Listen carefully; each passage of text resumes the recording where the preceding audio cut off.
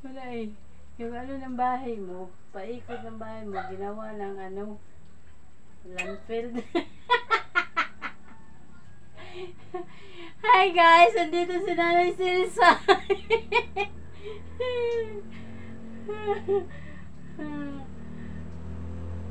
Gano ka dyan? May magbigay sa'yo dyan pabiling diaper. Magbihis ka ng damit. Hindi ka ba pinalitan ng diaper? Pinalitan ka na? Pinalitan ko rin lang. Ay, nako. Yung mga asawa ng mga anak mo.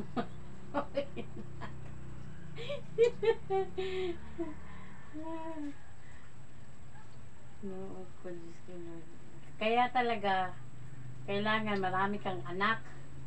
Susuwala na.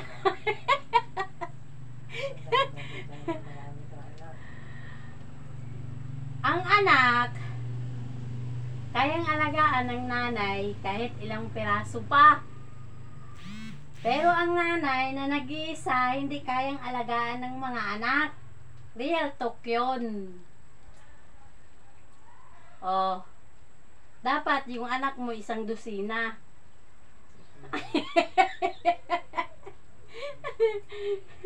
Oo. Para yung 6, kung salbahes man yung 6, meron ka pang 6 na natira na mababait. Kaso yung anak mo 3. Puro pa lalaki. Wala. Oh. Dapat inanak mo noon kayo ni tatay. 10.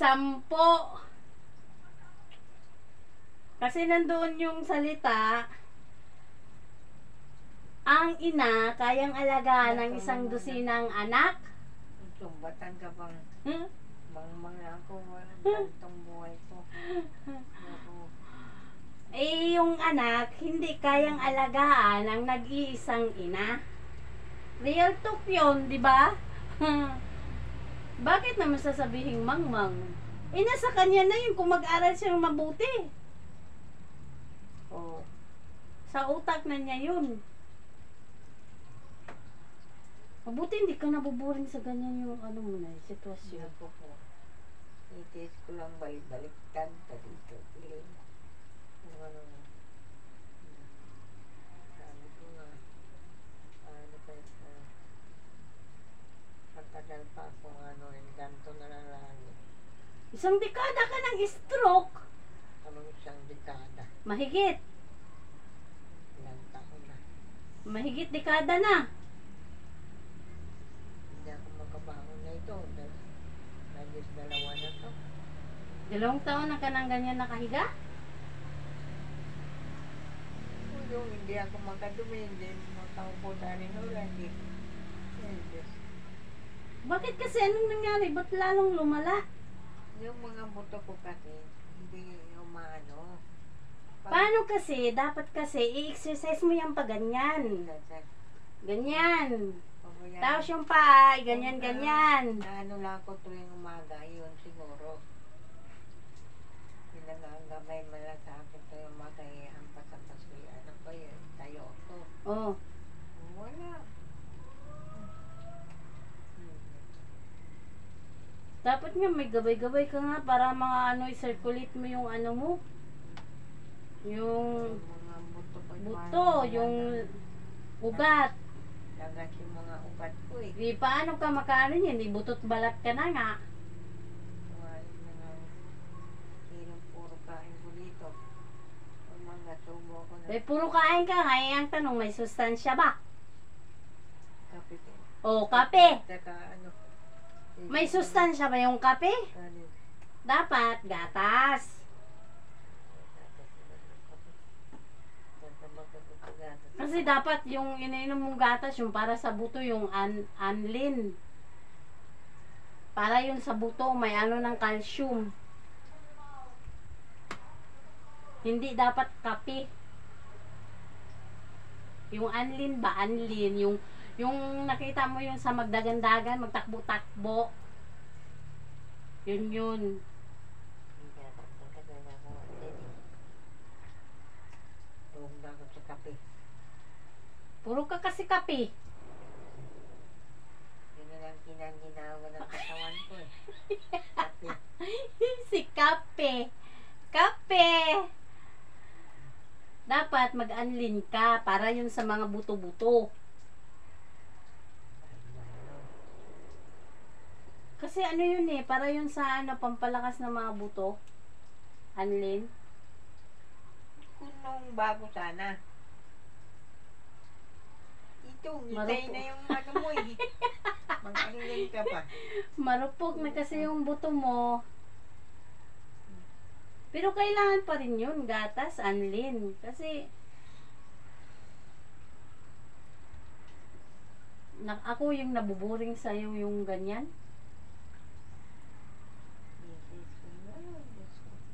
Kahit sabihin pa niya, ano, tumama ka na sa 50 ka. Ang ano na, ay Diyos ko. Pinag-iisi lang yung katawan ko. Pero ang lakas mo na eh. Magutuman ako, kids ko din. Lumako na ito. Walang mapapakain sa'yo? Pagkatanda nga. Yung pagkain sa'yo. Tama na yung tanghalian na ano ang ganyan. Hayaan mo, pag dito naman ako tumira, dyan, may kubo naman ako dyan sa taas. Maaasikaso kita sa pagkain. May pagkain lang. Diyos ko. Kung may pagkain ka lang, saka kakakain. Oo, yung ano, minsan nga, nabibili yung pagkain mo, kain ka. Minsan, alas 2 na, alauna minsan. Wala silang pakialam sa'yo.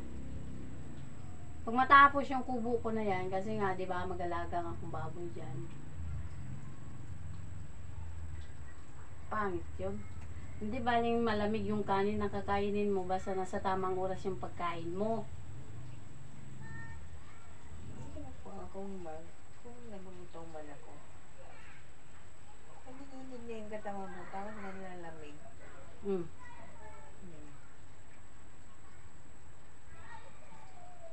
Inom na lang yung tubig. Sige. Sige naman ang ihi ko.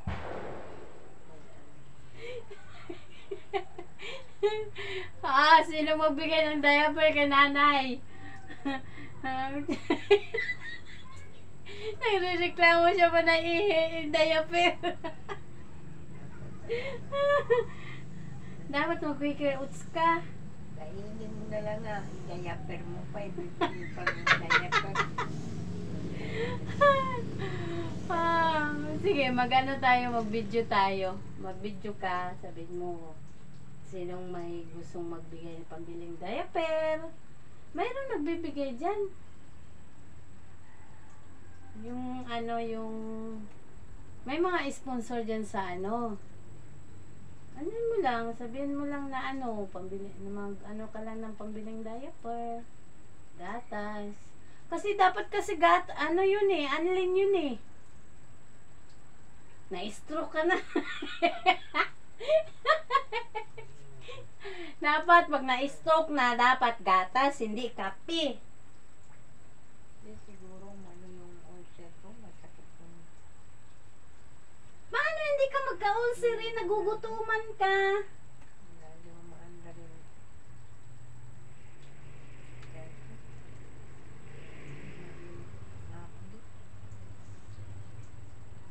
Nagugutuman ka, kaya ganun.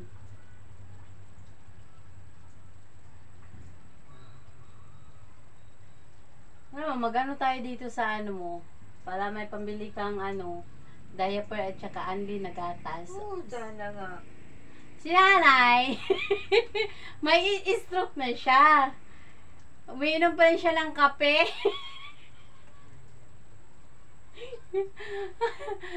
Kahit daw nanginginig na daw yung katawan niya sa gutom, iniinom lang daw niya ng tubig. Kaya sabi ko, pag nandyan, nayari na yung kubo ko, Diyan naman ako sa taas. Pwede ko na siya alagaan ng pagkain. Kasi hindi baling ano, halimbawa kanlamig or hindi naman yung totaling malamig. Basta nasa saktong pagkain. Ayun nga, yan naman tama-tama ako ngayon. Taba ba yan? Manas man yan? O, diba?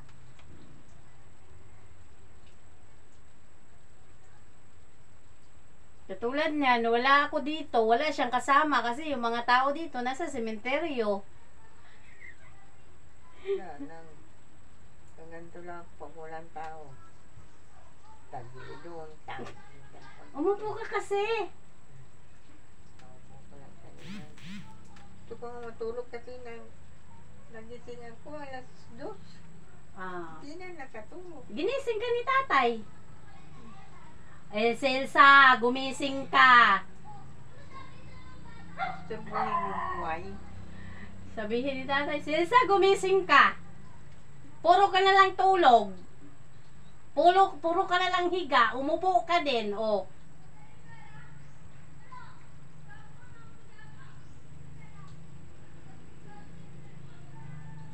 Kaya ganun, sinasabi niya, gumising ka, o alas 2.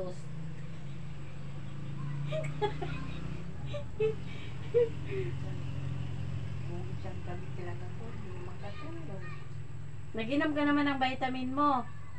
Naginom na ano. Yung vitamin mo na yan, yan lang yung connect sa ugat mo. Pag once napaputol yan, wala na. Diyos mio, Marimar.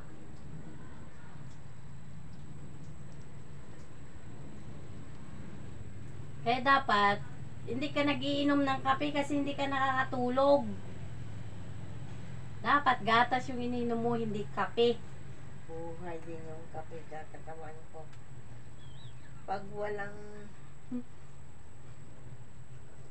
kape yung gatas, inaano ko. Hindi ka nga pwedeng magkape, dapat nga gatas, yung anlin, yung para sa mga buto-buto, para sa calcium. Dapat nag-aling ka nung ano pa. Hindi pwede pa yung magapan, mabuti sa kung nangisay ka na dyan. Pwede pa naman yan nagapan, mag-inom ka ng gatas na anlin. Hindi na, not only for the, ano, sa strong ano yun, strong mga, ano mo, mga buto. Tapos kailangan mo din magkaroon ng saging para sa mga potassium. Hindi yung saging na latundan, dapat yung saging na ano, lakatan.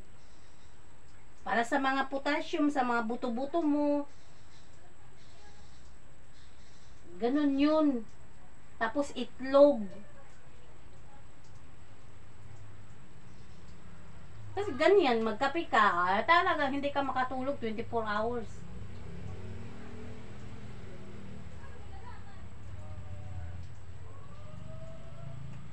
Sino nabili ng diaper mo? Yan. Binilan ka? Mamaya yung, bibili din kami mamaya eh. Hindi kami nag-aaway na nanay, natural lang namin yan.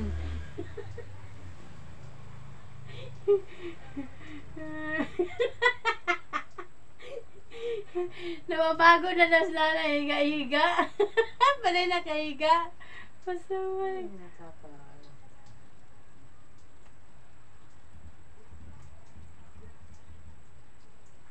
Bakit kasi nabigla ka naging ganyan agad? Yung hindi ka na makatayo, hindi ka na makabangon. Kasi nga no, parang na Thank you all for watching this here video.